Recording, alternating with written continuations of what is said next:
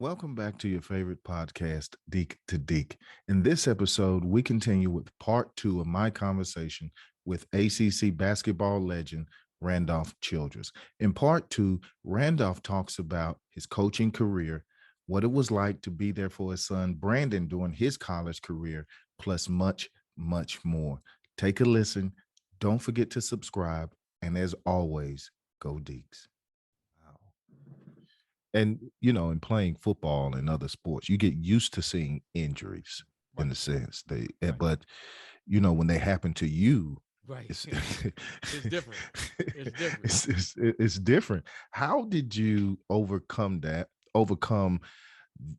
having that confidence tested, a little shaken? Hmm. What got you over the hump? Because while at that moment you were thinking, oh man, I'm breaking down. I mean, Randolph, you played pro ball for 16 years. I mean, that's a wonderful career. So how did you get it back? It took some time because when you are coming out and you've done those things, people are expecting great things. They're expecting these great things on the next level, and they just were not to be. And so when that happens and you're struggling physically, I'm no longer the I'm no longer the older guy that could come back and I'm playing against these younger, high school kids or fresh college kids, and I'm as a level of strength. I'm playing against grown men and veterans and older guys that just were so much bigger and so much stronger. And I was afraid of extending this arm because you got to realize I'm not exaggerating when I say the amount of times that this thing was popping out. Like it Mm-hmm. would be nothing for me to be sleeping and wake up and my arms out. Like I Yeah. became so efficient of just putting it back in place. So it psychologically began to me. I didn't want to use this. I didn't want to extend this arm. I didn't want to do those things. It took me a long time to get that back, and I remember I was playing some. I was playing some, playing here.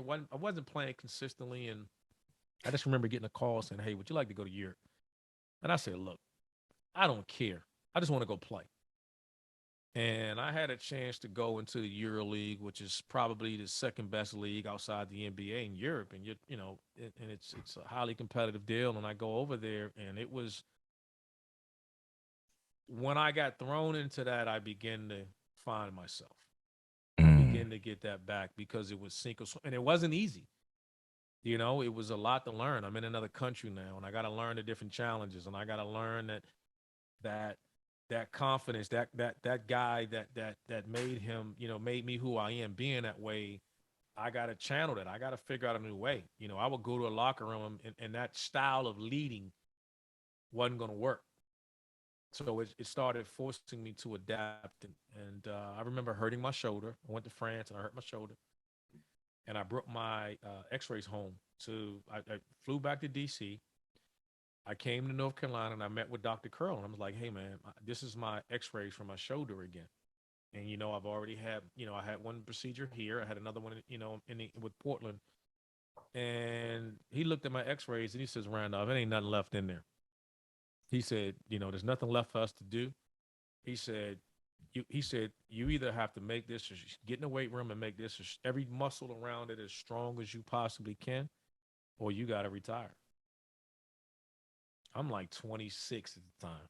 Wow. And Oldham, I think, shortly thereafter, I think leaves and goes to South Carolina. And I was entertaining, and he met me up at Georgetown and asked me to join his staff at that time, and I just wasn't ready. But I struggled. I struggled with not playing the game, and I sat there and I said, you know what, I'm gonna get in the best shape of my life and just see what happens, and just go back to having fun. And I went to this small place in Italy called Montegranaro, small place, and it changed everything. I began to love the game. To find, and I being in Italy, the coach, everything else, it just was what I needed at that time. It reminded me of, again, like going to Flint Hill. It reminded me of like going to Winston-Salem, going to Wake Forest, going to this small place that people don't think has much tradition, much history. It was just a fit for me. and I ended up playing on this team, and we ended up having some younger guys. And in Italy, my nickname became El Professore, which meant the teacher. And I played with some young guys. We ended up going to the finals, and then the following year, we ended up winning a championship. And I loved it. I ended up, it wasn't physically taxing on my body. I played twice a week, and I just felt like that would allow my body. I could manage that. The NBA was just too physical. My body couldn't hold up to that, and I had to. Yeah. Once I accepted that and I was okay with that, then I was okay. Then it didn't bother me anymore. When you played overseas and also when you were dealing with the shoulder injury, Mhm. again, you're older now. What did you learn about yourself as a man going through that situation? This thing you dreamed of, you've had to adjust it. And yet now you've had these injuries that you can't control. They're getting, they're causing these problems. You're not at home. Mhm. You're not in the States, you're in a foreign place, and you're going through this very, very difficult time. The doctors are telling you there's nothing left. What, just as a person, as a man, you're coming into your manhood. What did you learn about yourself? Probably the hardest time of my life was Brandon was 5 weeks old when I got on that plane and went over Europe. Brandon was born August 31st. I took off maybe October 7th, 8th, something like that. Mm-hmm. Like the second week of October is when I took off and went to Europe. He was like 5 weeks. And I've often said this about, we talked about basketball and things of that nature. The best thing that I've, the most powerful word I've ever heard in my life is being a dad. That's the best word. That's the best thing I've ever heard in my life is hearing the word dad. Because what's funny? I never said it. I've never said it. I didn't grow up with my father or grow up in an environment to ever call anybody dad. I used to call them by their name. Now I've had male figures and men that are dads. Don't get me wrong. I've had them, and I eventually became close to my father. But when I was younger, I wasn't, and I never said dad. So that was the most important thing in the world to me. That no matter what I did in this lifetime, that I was gonna be a dad. I was gonna be a damn good dad. I can screw up a lot of things. I may not live up to a lot of people's expectations, but I'll be damned if I'm gonna get this dad thing wrong. That was the one thing I no matter what, I would sacrifice anything to make Yeah. sure that I'm a dad.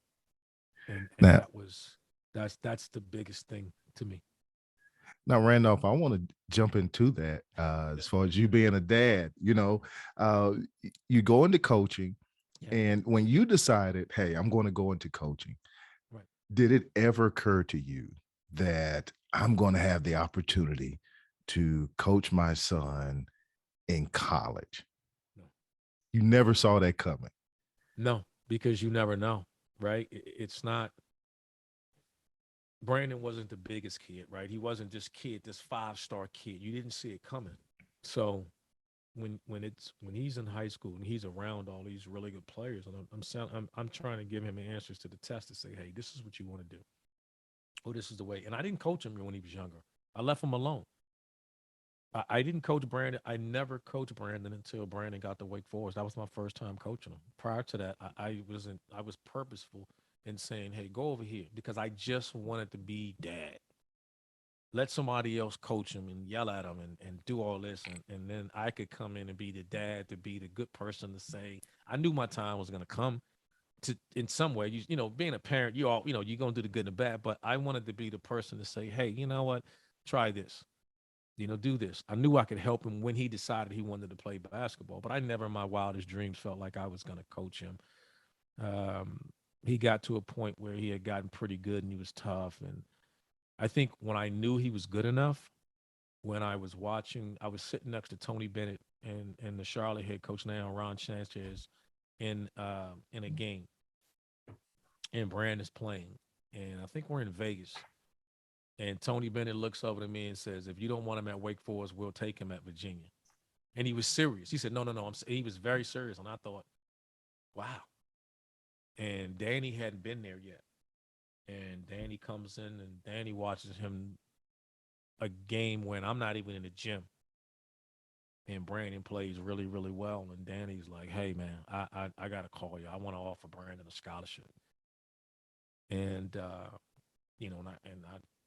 I called him, and after the game, I said, "Hey, man, Danny wants to offer you a scholarship to Wake Forest." And so he, and then you go through all that, the Yeah. process with everyone else and all those million things. But that was a big moment, and that's when I knew when the other peers, the other schools in the conference started. I remember Roy coming into his gym was like, "Oh, you're going to play for your dad. I'm not wasting my time."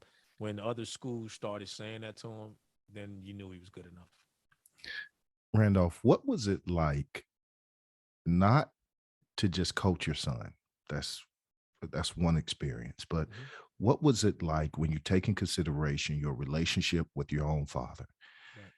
What was it like at that pivotal moment in any kid's life, any young person's life? What was it like for you to be able to be a father to Brandon during that pivotal point when a lot of kids, a lot of us were creating distance between us and our parents in terms of being off to college? But you had that opportunity at such a pivotal age Right. to be there when, parents would go a whole weekend without hearing from you, Right.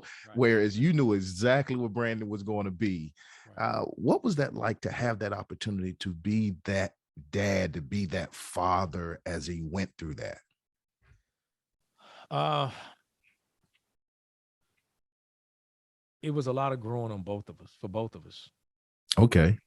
for both of Okay. us. And uh, what I mean by that is we tend to teach our experience.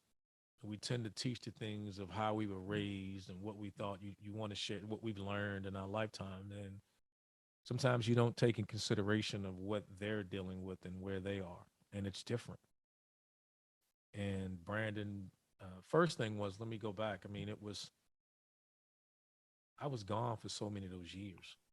So you got to realize uh, I didn't come home and retire until Brandon was in high school. Okay. So you remember, he's 5 weeks. Wow. 5 weeks when he was born.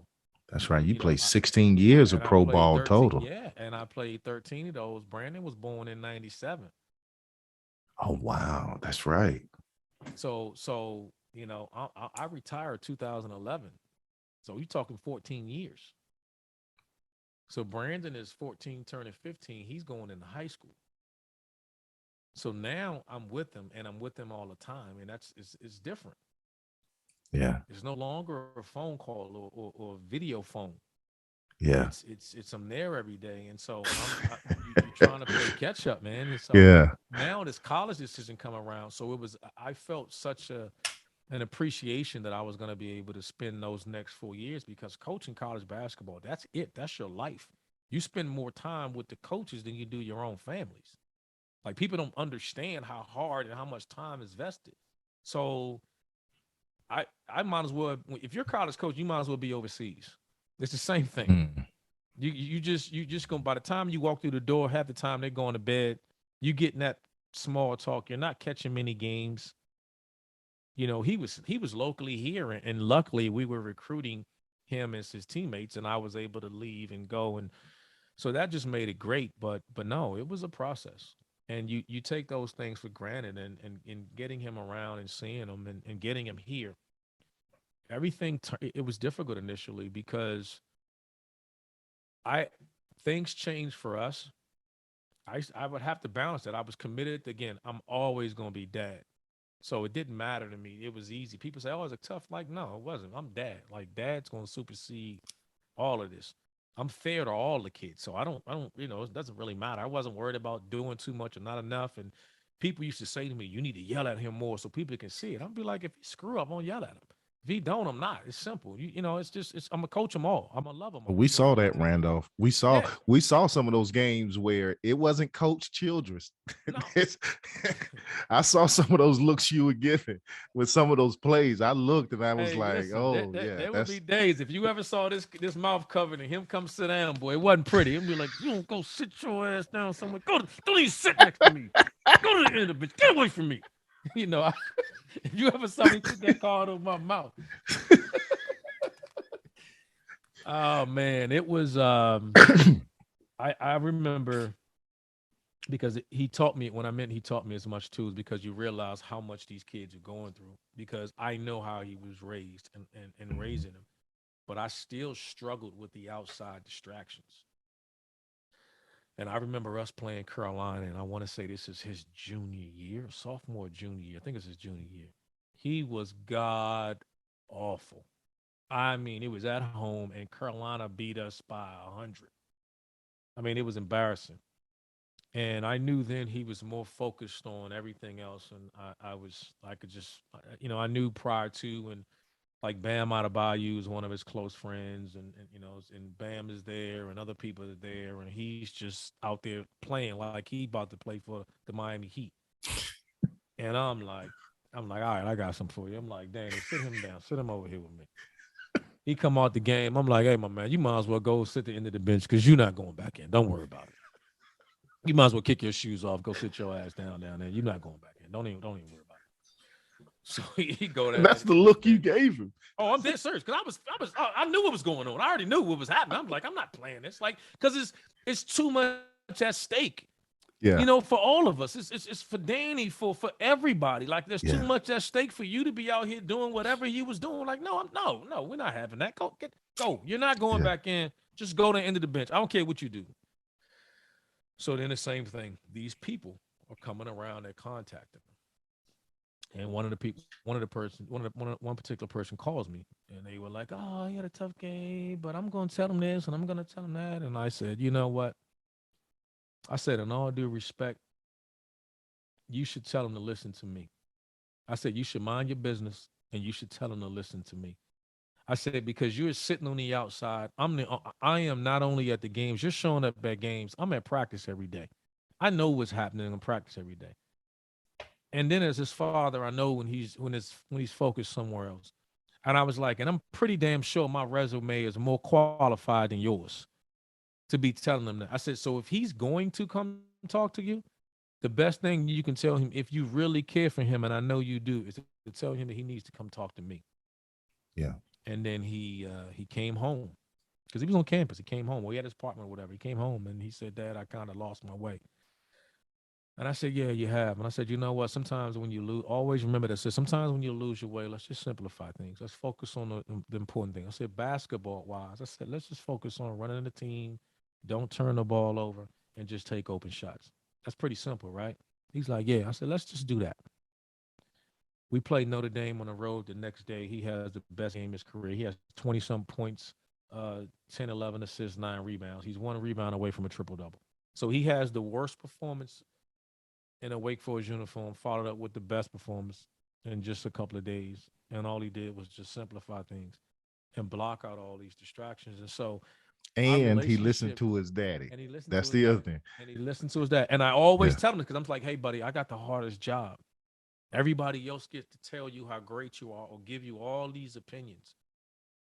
I've been in your footsteps. I've done everything that you're trying to do, but you don't want to listen. You're not listening to me.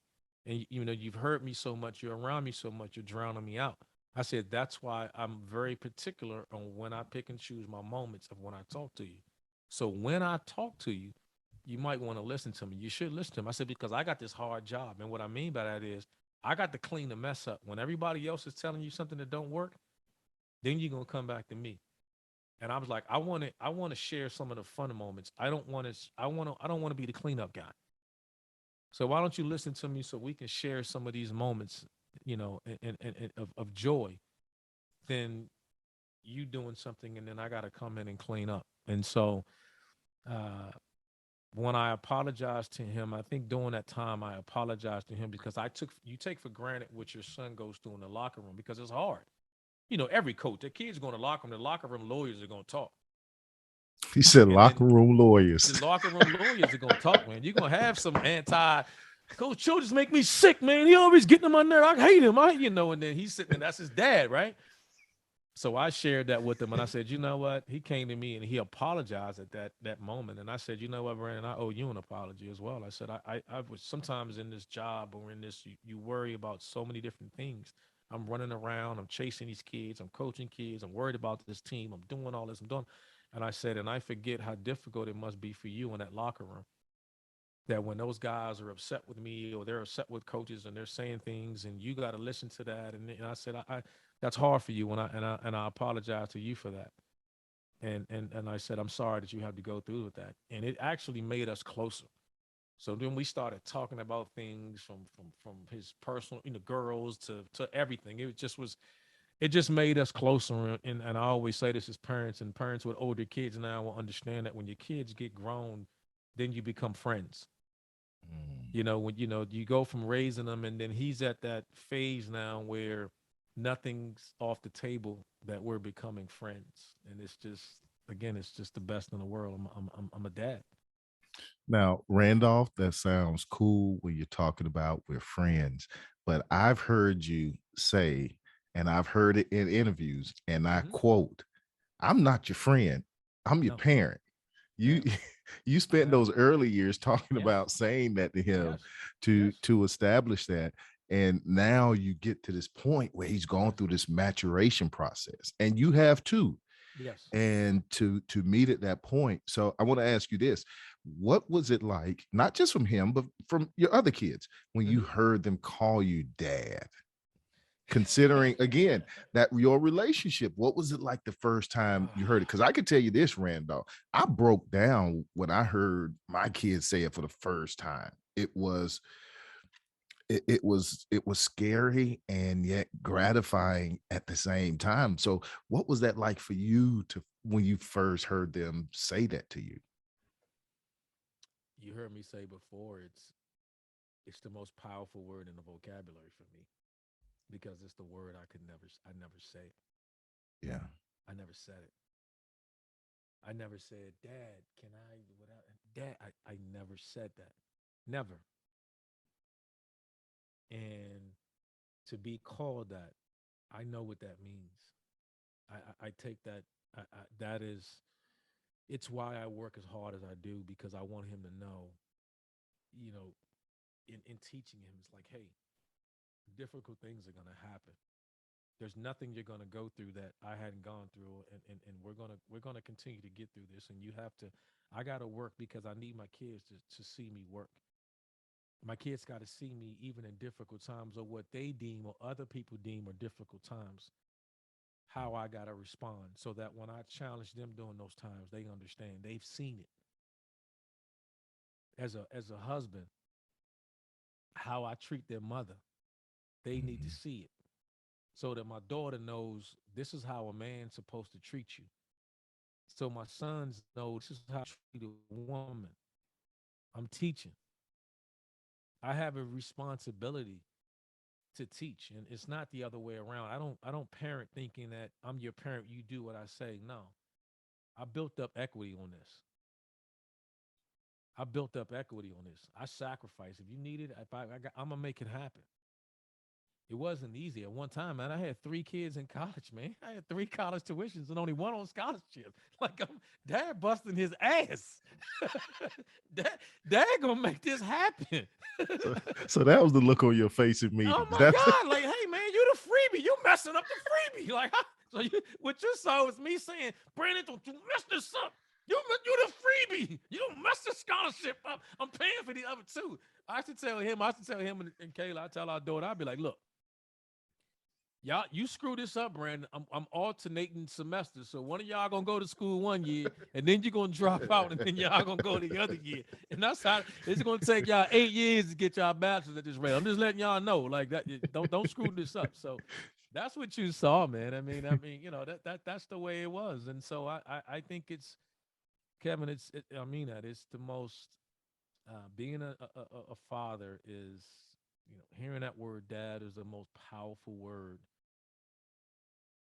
in the dictionary for me Yeah. because I said it, I didn't say it, and it's you have a responsibility to teach, to love, to teach, and do all the things that's needed to provide, and then you have to learn, because then you have to be humble enough to say, hey, what don't like I know what they're going through is harder than anything I've ever gone through.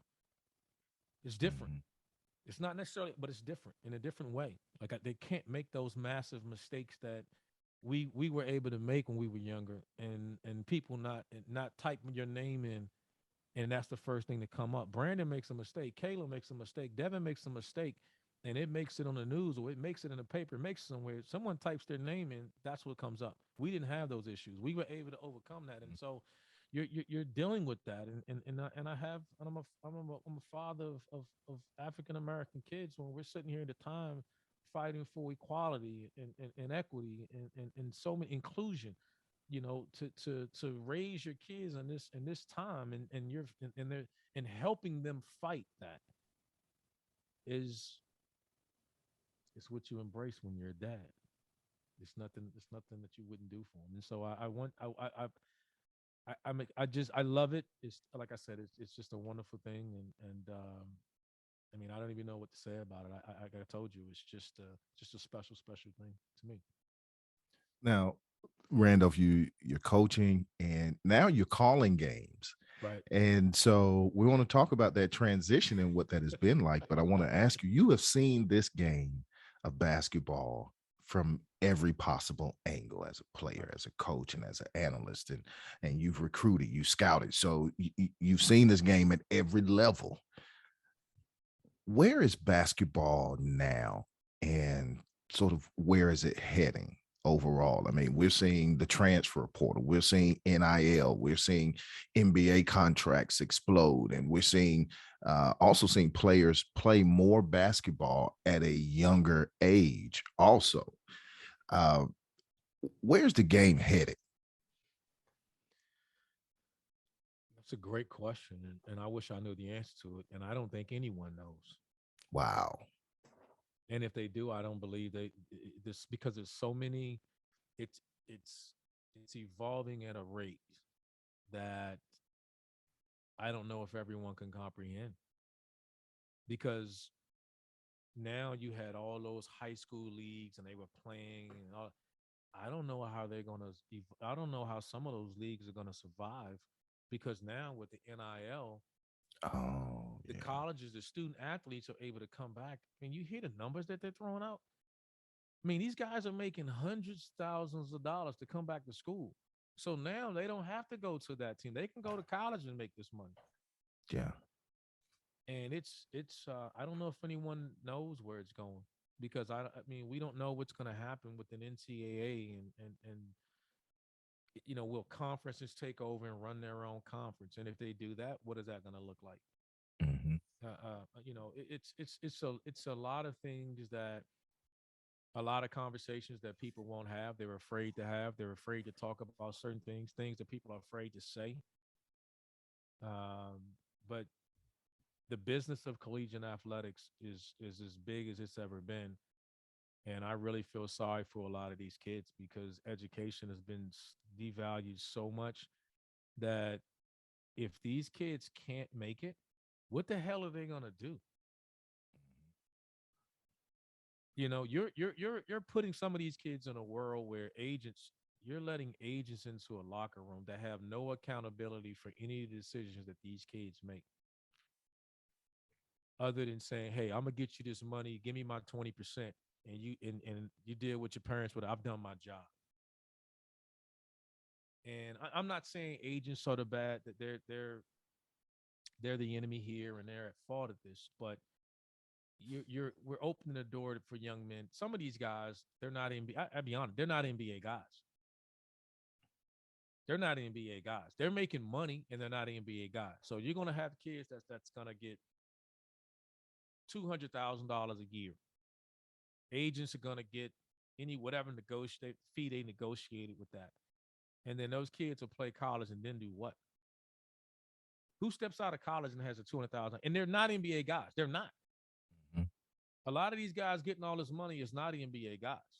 and they don't know what to do with it. And so I'm hoping that they at least um, they graduate, that they have an understanding of what that does. And I think psychologically, it's going to do a lot to you, to you as well. When you're going to be the guy, you're going to make this money, and then you're going to have to hit the reset button at some point and figure this out. Yeah. What am I going to do with myself? How am I going to do it? What does this look like? What financial pressures have I put myself under for something that I did when I was a sophomore or junior or whatever in college? And now I'm out of eligibility. I'm no longer under this university's umbrella, but I'm stuck with this debt and these bills to figure this out and to figure out what life's going to take me if I'm not an NBA person or an NFL player or whatever sport that they're playing at that time. I mean, it's a dangerous and it's a scary time. That's going in directions that I don't know. I haven't, and I'm still very active in talking to coaches and talking to people, and no one knows. I mean, this is going rampant, and it's legalized cheating. Mm. It's done so many things. It's just legalized. So the things that were done before, they had to hide and do behind the scenes, they no longer have to do. And you see this kind of money flying around, and my gosh, I mean, it's. I'm happy for athletes getting their money, but I do believe we have to come up with something that to help these kids out if they're not. I mean, I just worry about them long term. I don't know if the system we have in currently is going to be something that we're going to have in 3 or 4 years. Now, Randolph, I'm going to toss a couple of names out to you and just share your thoughts that first come to mind about these names. Dave Odom. And wait, before you answer, I got a follow-up question with that. How did you earn the green light? Because so many people, I've read people think that people have said that while Randolph was given the green light. Well, and I know at the college level, a coach doesn't give you anything. You have to earn it. But yeah, so Coach Odom, and then how did you earn that green light? First thing I think about Coach Odom is just he's a loving man. He's a good man. He's a really good man. And I didn't understand it then. And I understood this much later. His ability to see me for who I was and what I was, and he put me in position to flourish in that. And then he just taught me out of that. He just gave me enough pieces about things, and he challenged me in a way. He knew I was super competitive, and so I used to walk around campus all the time, and I had a baseball cap, literally down to my eyes. And he would walk around and he would say to me, "Take that damn hat off." He was like, let these people know you. Let this campus meet you. He said, you will have this campus eating out of your palm of your hand. He's like, let the people meet you. You're a great kid. Let them meet you. Take this damn hat off. And that was it was for me, it represented like, hey, I'm gonna put this hat on, I'm gonna keep my head down, I'm gonna walk and as comfortable and as confident as I was as a basketball player. When I walked through this campus, I wasn't that guy. I was looking like, man, do I belong here? Like, this is a top 20 academic institution in the country. And I came here because the small environment, because I did it in high school and it helped me. But this is a different animal, and it was intimidating. And so he helped me with that. He helped me understand that. And I met people here that challenged me that way. And Dr. Uri was one of those people that did that. He challenged me in a way. He's like, hey, he would, hey, come sit your ass right here. You sit in the first row of my seat. I don't give a damn who it is. You tell Coach Odom I said I don't give a damn.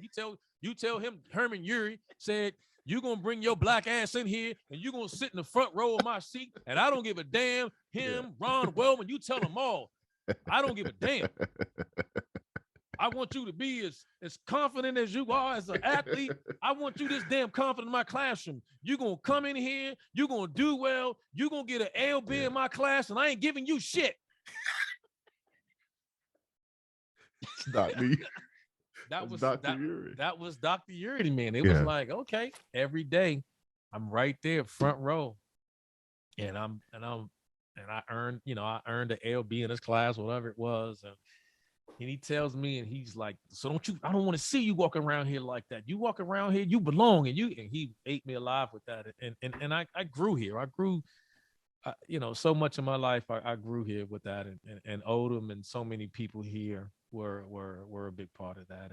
And Odom was someone just allowed me to be that way. But to your point of earning, I did earn it. I earned it because I did the things that I watched the film. I worked outside of the practice. He knew I cared. I may not have done it right. I didn't. I got it wrong a lot.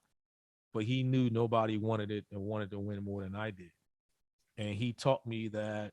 He also helped me understand with other people, like Duncan. He's a completely different personality and it can be done a different way. I didn't know any other way. Like there are other ways to do it, but that was my way. And I had to be careful with forcing my way on other people because not everybody would respond to that. And I had to learn that as well. And that helped me be a coach. It helped me be a father. It helped me be a better man, understanding that, there's other ways to get this done. And the way you're doing it, it's great for you. And you have a level of appreciation, respect for it, but not everyone does. He had a level of respect for it. And he let me he obviously thought it was right because he gave me so much rope I don't know if a lot of people would do that. I mean, there's people would tell you, guys would tell you on the team, like if you were goofing off, or not even goofing off, if you weren't practicing or doing it, I was get his ass out, coach. Get him out. He ain't ready to play. Get him out. So people always say things. You've been on teams. We've been on teams, and everyone always says, "Hey, you want a player-led locker room, or you want a player-led team." Yeah. It ain't. You can't. It can't happen if you don't allow them to do it. Yeah. Yeah. And when I started saying to guys, "Oh, you think I'm playing? Get him out." Yeah. Yeah. So when everybody sees it, it's like, oh, okay. So the next time when I come in, I'm saying, "Hey, make sure this, that other happened." They knew, like, if I don't do what he says, I'm gonna have to sit down. And so it Wow. was earned. The study in the film, the extra reps of practice. He knew I cared. He knew it mattered. He knew it was important to me, and I had earned that right. And he just was secure enough in himself to allow me to be that way.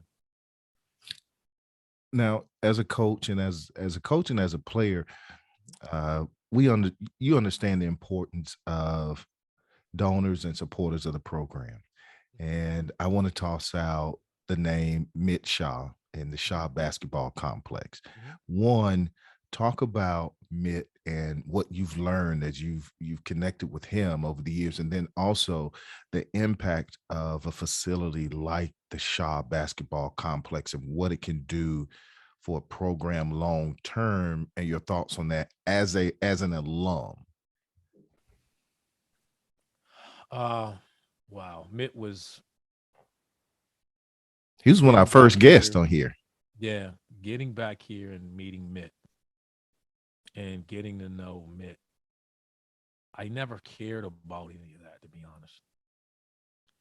Um, I just met this. I just got close to this guy that was incredibly um, connected and successful, right? Mhm. And I would go down there and I would go to Atlanta and go to games. And he eventually knew I didn't need to call Mitt to get tickets. Again, I grew up with Grant Hill. I could call Grant Hill and Oh get yeah. tickets to the Hawks games. That I had a level of respect for this man who was so giving to so many other people, not just Wake, just everybody around. He was just a unique person.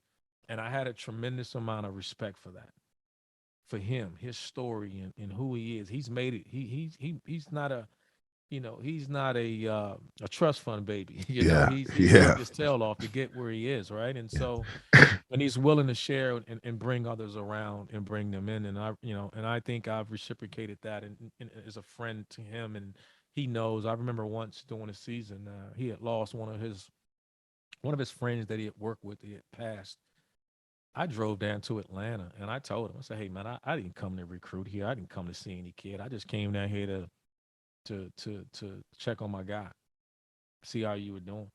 And so when I think of Mitt, I don't think about all those things. I think about a man that's who's willing to share for others. Like that wasn't. I remember him, even though it's called the Shaw Complex. Mitt didn't even want it. He didn't want it to be his name. He Yeah. just didn't know what else to Yeah. think. I think he thought about Yeah. more for his family. Yeah. He didn't think about himself, and that's just the best compliment I can give Mitt. He's an amazing man. And I'm honored to call him a friend. And but this complex was great. It was so needed, and he is probably I would say maybe Julie Griffin is the biggest fan of all sports in Wake Yeah. Forest. But I think that I think Mitt is for basketball. He's closing in, and I don't know where the program would be without him. I mean, if he hasn't been as generous and supportive as he's been these last few years, then God knows where Wake Forest men's basketball would be. Now, Randolph, the next name is it's a group, and I want to talk about this special relationship that you have with Tracy Connor Riddick, Mark Blucas, and Tim Duncan. Yeah, I've heard about the group chat. When Tracy was a guest, Oh she my shared, she gosh. didn't share details, but she said, Oh "Oh, my we're on a gosh. group chat together." And then also Mike Muse is really working hard getting a lot of basketball alums back. And so when you mentioned the alumni event with Rodney Rogers, and it's been great seeing, he's done a great job of getting a lot of former players back to games, and having that special moment of unity and having a chance to reflect. But talk about that special relationship you have with Lucas and Tracy and Tim. Well, let me tell you about you talk about Muse. I mentioned to you before when I first came back, and I already shared with you how important a dad, being a dad is to me. Mike Muse was the person that coached my son when I brought him to North Carolina, and he went to high school. He went to East Forsyth High School. He played for Mike Muse, Wow, that is right. so I knew Mike Muse from when Brandon. I brought Brandon to camp. Brandon was at the Wake Forest overnight camp the summer Skip Prosser passed. Maybe within 2 weeks, so within a week or two, Skip Prosser passed. We were at the camp. Brandon was the youngest kid at the camp. That and it's you gotta help me with this one. Squeal, who ends up transferring in. Yeah. God, what's Squeal's name? He just finished. He just graduated. He spent 2 years here. He spent the last 2 years. Help me out. He's an offensive lineman. I can't even think of his nickname. I've known him since he was a little kid. His nickname was Squeal. Oh my gosh, he's the offensive lineman that I don't know if he've ever played because he got He just injured. got drafted. No, he didn't get drafted. He transferred from the University of Maryland maybe 2 years ago. You'll come up with it later, but you'll know what I'm talking Yeah. about. That he's from Maryland, is an offensive lineman that got a COVID year. I'm assuming. So this was his last year. He played the year before in this past year. He and Brandon, they're from DMV, Maryland. He before he committed to Maryland, he was a big time high school tackle or whatever. He and Brandon are roommates down here, and Mike Muse is running the camp and stays in the room because they were the two youngest kids at the camp. And so Wow. years later, when I had to bring Brandon back, it was natural for me to say, "Hey, I want to." That's the type of man I want coaching my son. So that's why Brandon ended up at East Forsyth, which was nowhere near. I live in Kernersville now. I didn't live in Kernersville then, and Yeah. I would make sure that I'd get him to East Forsyth to play for Mike Muse because that was I think the world of Mike. Mike's an amazing man, and Yeah. he's doing great things, and he knows that whenever he calls me, I'll help him in any way that I can. I have a tremendous amount of respect and love for Mike. As far as that other group, um, I don't even know where to start. I mean, it's the funniest thing I've ever been a part of. I mean, just three great people. I mean, really is like Tracy. Just she's just amazing. I mean, we know so much about Tim and then Lucas. I mean, we're just friends. I mean, it's a great thing when you're able just to share no matter what. It's just four people that we're able to, to strip down and just bear ourselves to each other, not, not fearful of judgment, not worried about anything, and then knowing it will not leave that chat or not leave each other. So that's the probably the most serious part of it. Other than that, it may be the funniest thing. You get to see, you get to see them, and we get to be ourselves in a manner that we're not always to able to do that. But Tracy is great when she comes. It's it's great because I take when Tracy comes in town, she'll stay at the house. When Tim come in town, they'll stay at the house, and so it's been, it's a tremendous thing. It's so fun. They are. I don't know what my life would have been like, will be like, without meeting those people and having that experience with Tracy, with Mark, with Tim, and so many others. But that group chat, I'm telling you, it may be it might deserve a reality TV show. It's pretty funny. Yeah, I heard about it. Randolph, what is your greatest Deacon moment on the court and then off the court? Oh, my greatest Deacon moment on the court. I think I alluded to it earlier. I would say I can't tell you, Kevin. I've never seen this before, and I haven't seen it at a Wake Forest event. My senior night, Mm, and it's 14-5, man. yeah, No one leaves. And usually all these jersey retirements are done afterwards. They retired my jersey on senior night. yeah, I I I didn't understand it when it happened,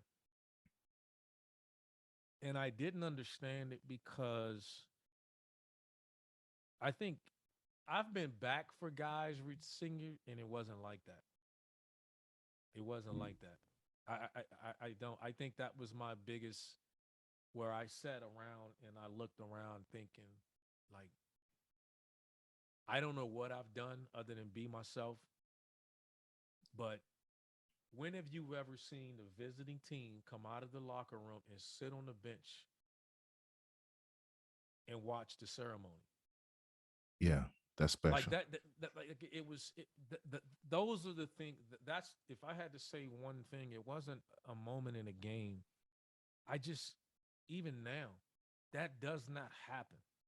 Yeah, And so to hear the respect that people have, and that opponents have, and had, and everything.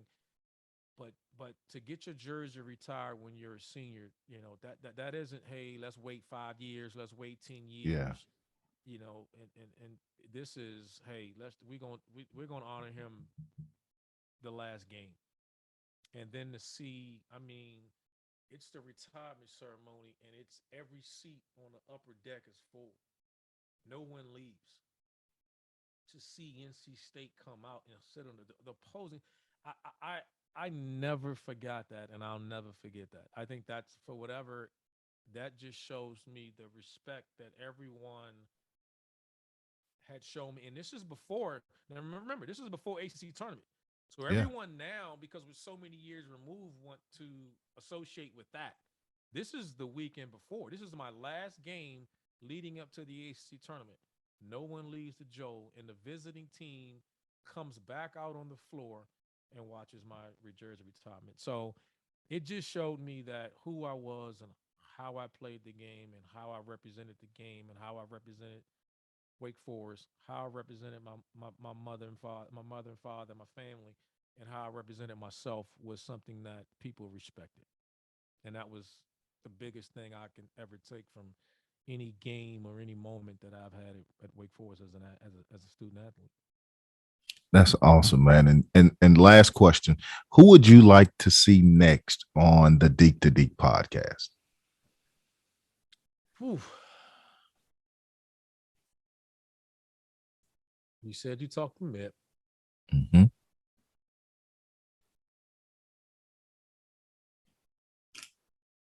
Wow.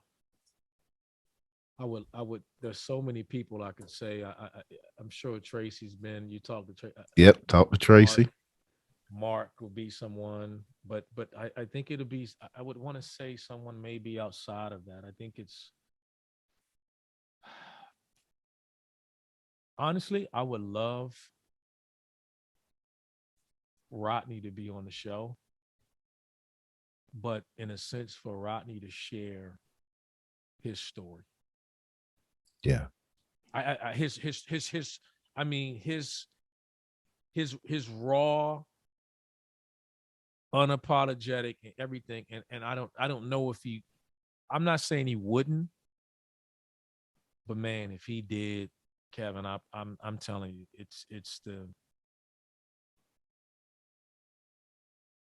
it would it would it would be a show that when people listen to it, it would change their lives. It would change their life. There's no doubt about it. It would change their life. That it would be the most. It would be as impactful as anything. I think his story and to see where he is now, and to know that how rotten he is, that he's talking about, hey, how can I help you? He's, you know, it's one of the reasons I stopped crying. I can talk about it, but I would say Rodney Rogers really, if he really told you his story, not just his accident. Yeah. Yeah. That's just a part of it. To have Rodney be able to tell you his story, and you'd really see how strong and how special he and unique he really is. So he would be that person probably for me right now. If I had more time to think about it, it'd probably be some others and different people that I would think about. But I think his story is, people just don't know, and I think he's a forgotten superstar, and Yeah. people don't realize how special he is as a Wake Forest. Because again, don't at me. It ain't up for debate. There's nothing to talk about. He is the greatest athlete to ever grace Wake Forest's campus, and it's not even close. That's awesome, man. Well, Randolph, man, this has been awesome, man. I appreciate you taking the time No to share your story and to open up and to just talk about your journey. And I really appreciate this. What's next for Randolph Childress? You know what? Um, Continue to do TV. I've enjoyed it. I had a really good year as an analyst, and it was fun, and I really enjoyed it. The feedback has been great. My immediate future will be I'll visit my family, um, visit my family over the next couple of weeks and sprinkling some golf and from that, and then get ready in the fall and really get busy and I was hopefully I've been told I'll have more. I'll be busier than I was this past fall, and there's a lot of things coming. So things have been great with ESPN and doing TV, and you'll see me doing more of that and in a bigger capacity this coming year than it was last year, which is exciting for me. So I'm really excited about that. Everything that I've done as a player and as a coach has prepared me for this as well, and I'm super excited about what the future holds with that.